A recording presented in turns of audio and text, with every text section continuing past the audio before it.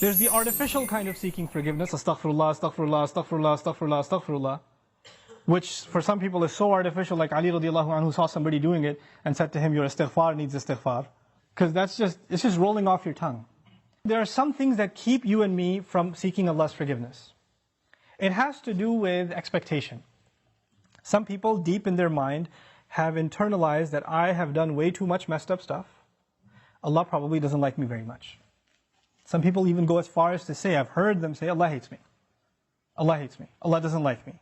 Allah is angry with me. I've done a lot of bad things. I knew Allah doesn't want me to do this, and I did it anyway, and I did it over and over and over again. So I'm basically off of Allah's good books. My prayers don't mean it. And when people internalize that, you know what they do? I'm a bad person. Could you make dua for me? Because I'm disqualified already. So you need to make dua for me. Because I'm hoping at least Allah will listen to you. Maybe I have a chance. Because there's no way He's going to listen to me. You seem to have a much better connection with Allah than I do. Let me take you back, short reminder. Who was the offer made to by Nuh alayhi salam? Nuh alayhi salam was making this offer to one of the most rebellious nations on earth. Continuously rebellious. And he said, if you can just come ask forgiveness, not only will Allah give you forgiveness, He'll open up the world for you. In other words, you don't get to write yourself off. You don't get to say about yourself, I'm too far gone. Seeking forgiveness is not for you, maybe for somebody else, but I'm a lost case. I'm a terminal case. I'm beyond hope. I'm already done for. If anything, my mom will make dua for me. Or this one will make dua for me. And this is where shaitan comes. Shaitan uses that. When shaitan, he takes advantage of the hopelessness of people, and that's one of the doors to shirk. You know that? One of the doors to shirk. Why? Because then religions come, false religions come that say, you're too messed up, let Jesus forgive you. You be good to Jesus, He'll take care of God for you. He'll be in between. Or they'll place somebody else in between. This saint, go to his grave. Go ask him, be good to him, put some chocolate in front of his grave, and he'll ask Allah to take care of your problems. Because you're too messed up. You can't deal with Allah, He's too angry with you.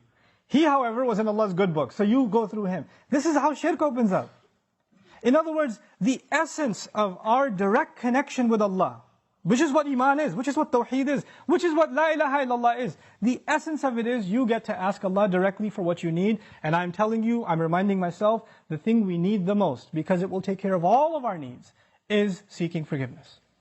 Now, there's a seeking of forgiveness by the tongue, and there's a seeking of forgiveness by the heart. Human beings tend to be defensive. If I criticize you for something, hey, I saw you said that. Why did you say that?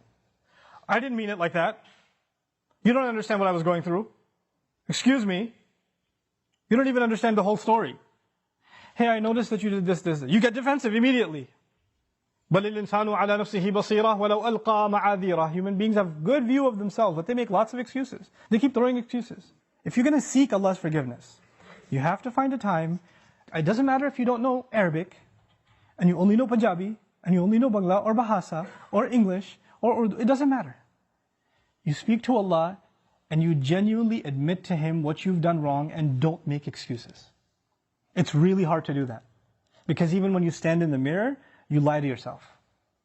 You tell yourself, I'm not that bad. I have reasons for what I did. I have justification. I've been through a lot.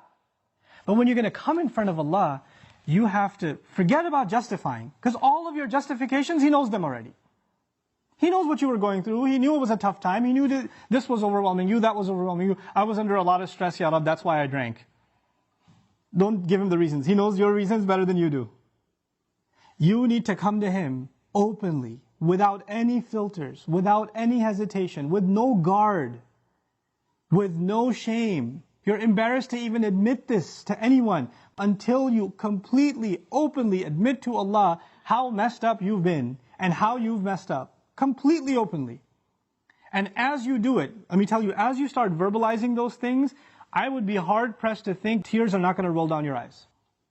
It's impossible for a human being to open up so vulnerable before Allah, before anyone, and especially Allah, to open up so much and then not believe, not have tears roll down their eyes. Because it's a moment of weakness. To the world, you have to show yourself as strong and confident and you're just fine. Everybody sees you and thinks everything's okay. But the only one who gets to know nothing is okay, there's a lot of problems, is Allah. You have to open up to Him completely, and then you're going to be in a position to ask for forgiveness. Then you get to beg in sajda. Then it turns into something else. Then it's not just astaghfirullah, astaghfirullah, astaghfirullah. It's a real conversation with Allah. It's a real confession with Allah Azza wa Jal. That's a powerful, powerful thing. Try it for yourself. You have to find time alone to yourself. You have to make sure nobody else is listening. You can't even do it in the middle of the night. You get up from the bed, the wife is still in bed, you sit on the side of the bed, Ya Allah, forgive me, and she's listening. You can't do that. Be in the car by yourself. Doesn't matter. Be somewhere alone. This is just your time with Allah. Your alone time with Allah. And verbalize it. Hear yourself say it. There's one thing to just whisper it. And if you're just going to memorize a bunch of du'as in Arabic, and you don't even know what they mean, and just recite them,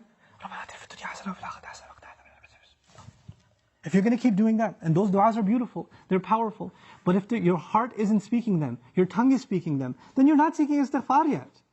May Allah reward you for the dhikr that you're doing, for every harf that you're reciting, but that's not istighfar. Istighfar is something else.